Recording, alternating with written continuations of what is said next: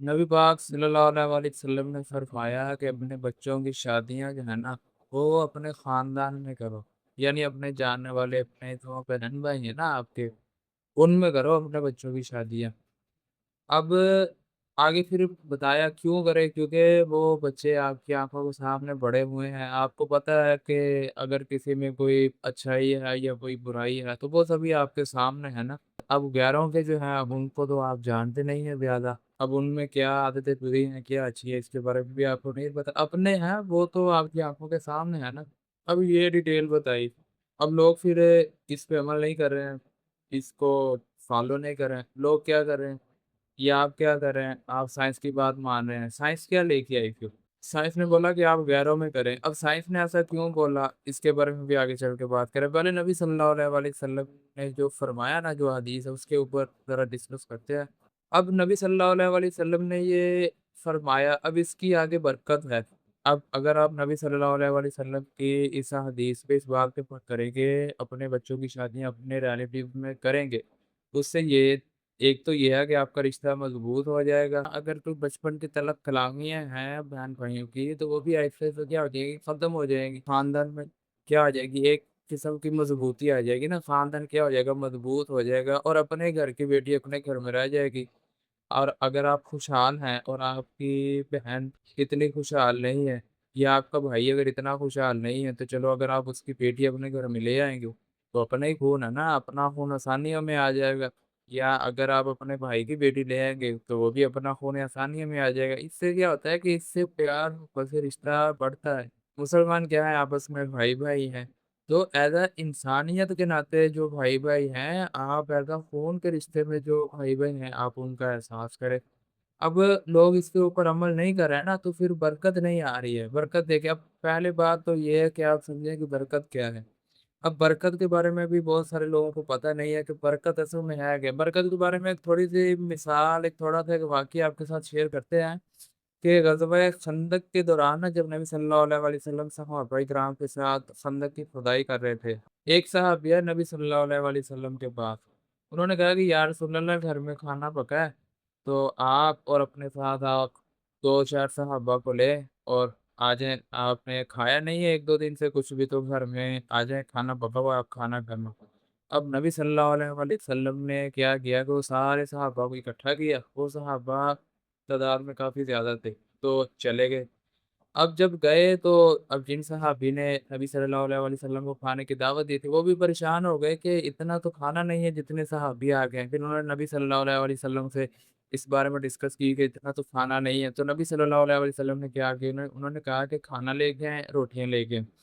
नबी सल्लल्लाहु अलैहि वसल्लम ने उसके ऊपर कपड़ा डाल दिया और जितने भी सहाबा थे उन सब ने पेट भर के खाना खा लिया। मतलब नबी सल्लल्लाहु अलैहि वसल्लम ने कहा कि इस कपड़े को आपने नहीं उठाना और खाना डाल के देते रहना है। यानी वो हंडिया के ऊपर कपड़ा डालना और फिर कपड़े के नीचे कोई खाना डाल के देते रहना है और कपड़े के नीचे फिर रोटियां निकाल के आपने तकसीम कर देने। वो तकसीम कर दी, सभी सहाबा ने खा लिया। उसके बाद भी वो खान रोटियां बची। ये है बरकत नबी की।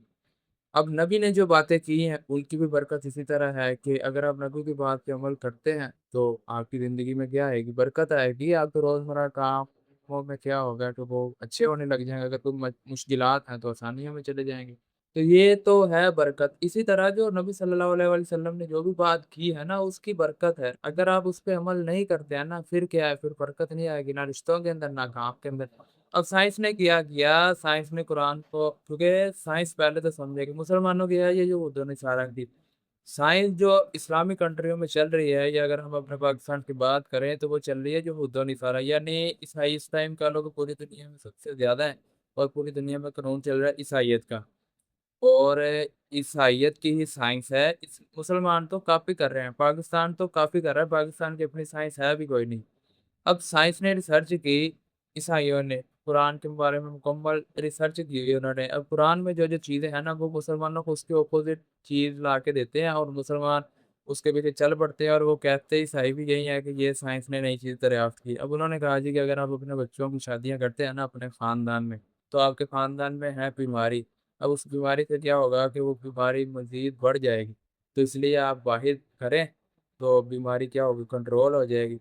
अब लोगों ने क्या किया, लोग उसके पीछे चल पड़े। اب لوگوں کو ایک ٹائم یہ سمجھنا چاہیے تھا کہ اگر ہم باہر خاندان میں کرتے ہیں، چلے اگر آپ کو حدیث کا، قرآن کا اتنا علم نہیں ہے، دماغ تو کام کرتا ہے نا، بندہ اپنے دماغ سے سوچتا ہے، سمجھتا ہے، یا دماغ بھی کام نہیں کرتا۔ خیر اگر دماغ کام کرتا ہے تو سوچنا چاہیے تھا لوگوں کو کہ اگر ہم باہر کوئی خاندان میں کرتے ہیں، مطلب اپنی بچی یا بچے کی شادی اگر ہم اپنے خاندان سے ہٹ کے باہر کرتے ہیں، تو ہو سکتا ہے کہ باہر کے خاندان میں بیماریاں زیادہ ہوں۔ اگر ان میں بیماریاں زیادہ ہوئیں تو ہمارے خاندان میں تو پھر وہ بیماریوں کا اضافہ ہو جائے گا۔ اگر ہمارے خاندان میں نہیں بھی ہے تو ہماری نسل میں وہ بیماری چل پڑے گی۔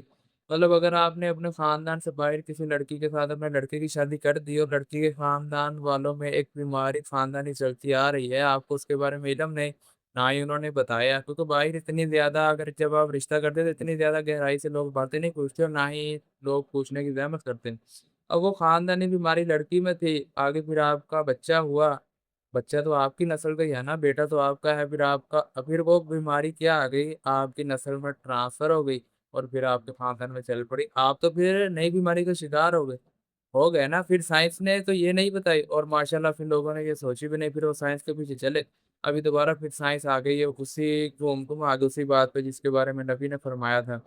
انہوں نے کہا جی کہ اگر آپ باہر شادیاں کر رہے ہیں تو اس سے بیماریاں مزید بڑھ رہی ہیں، تو ابھی آپ اپنے خاندان میں شادیاں کریں تاکہ جو آپ کو پتہ ہے آپ کے خاندان میں کیا بیماری ہے، پھر اس بیماری تک ہی رہیں۔ مزید اس طرح باہر شادیاں کرنے سے نئی بیماریاں کیا ہو رہی ہیں، پیدا ہو رہی ہیں۔ اب آگے نا سائنس دوبارہ قرآن و حدیث کی بات پہ، تو یہی چیز ہے، پہلے سائنس مسلمانوں کو قرآن سے ہٹ کے کام کرواتی ہے، گستاخیاں ہو جاتی ہیں مسلمانوں سے۔ اب مسلمان کو پتہ بھی تو تب چلے نا گستاخی کا، جب قرآن و حدیث کا علم ہو۔ معذرت کے ساتھ یہ ایک حقیقت اور سچ ہے، آپ اس کے بارے میں جو ہے نا وہ مان لیں اور اس کو مزید جو ہے نا آپ کوشش کریں قرآن و حدیث کو پڑھیں تاکہ آپ کو علم آئے، پتہ چلے کہ ہم جو کر رہے ہیں وہ کیا ہے۔ برکت تو پھر بعد کی بات ہے نا، برکت تو تب پائے گی جب صحیح علم ہوگا اور صحیح کریں گے، پھر برکت تو بعد میں ہے۔ تو جب آپ اس کو پڑھیں گے، ریسرچ کریں گے، پھر ہی آپ جو ہے وہ سائنس کیا اپوزٹ لے کے آئیے اس کے بارے میں آپ کو پتہ لگے گا۔ تو دیکھیں اگر ایک بچہ اپنے والدین کو کہتا ہے اس کو قرآن و حدیث کا علم ہے، اللہ پاک کی ذات میں سے توفیق دی، اس نے علم حاصل کر لیا قرآن و حدیث کا، تو والدین کو چاہیے کہ نبی کی بات کو فالو کرے نا۔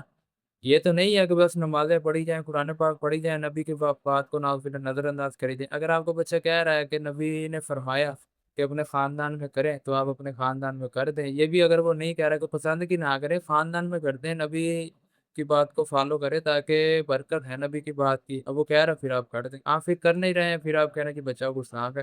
گستاخیاں تو آپ کروا رہے ہیں اور بچہ پھر آپ کی فرما برداری کرتا ہے اگر، پھر وہ نبی کی بات نعوذ باللہ پھر نظر انداز ہوتی ہے۔ اور نبی صلی اللہ علیہ وآلہ وسلم نے فرمایا باقاعدہ، ایمان تب مکمل ہوتا ہے جب آپ کو اپنے ماں باپ، اپنی اولاد اور اپنے رشتہ دار یعنی جو بھی ہیں ان سے عزیز اگر آپ کو میں نہیں ہوں نا، یعنی نبی صلی اللہ علیہ وآلہ وسلم کی ذات اگر آپ کو ان سب سے عزیز نہیں ہے، تب تک آپ کا ایمان مکمل بھی نہیں۔ نبی صلی اللہ علیہ وآلہ وسلم سے سچی محبت اور آپ کا ایمان ہی تب مکمل ہے جب دنیا کی ہر چیز سے زیادہ آپ کو نبی سے محبت ہے، نبی عزیز ہیں آپ کو۔ تب پھر اس کا مطلب کیا ہے؟ پھر اس کا مطلب بچے کی مجبوری ہے کہ بچہ پھر آپ کی بات نہ مانے۔ اگر آپ سمجھ جائیں گے یہ نافرمانی ہے تو پھر نبی سے محبت تو زیادہ ضروری ہے نا، نبی کی بات کو فالو کرنا زیادہ ضروری ہے۔ لیکن بچوں کے لیے بھی یہی ہے کہ آپ والدین کی بات کو بھی خیالوں کے غلط نہ کہیں اور کوشش کریں والدین کو منانے کی، اللہ سے دعا کریں بس۔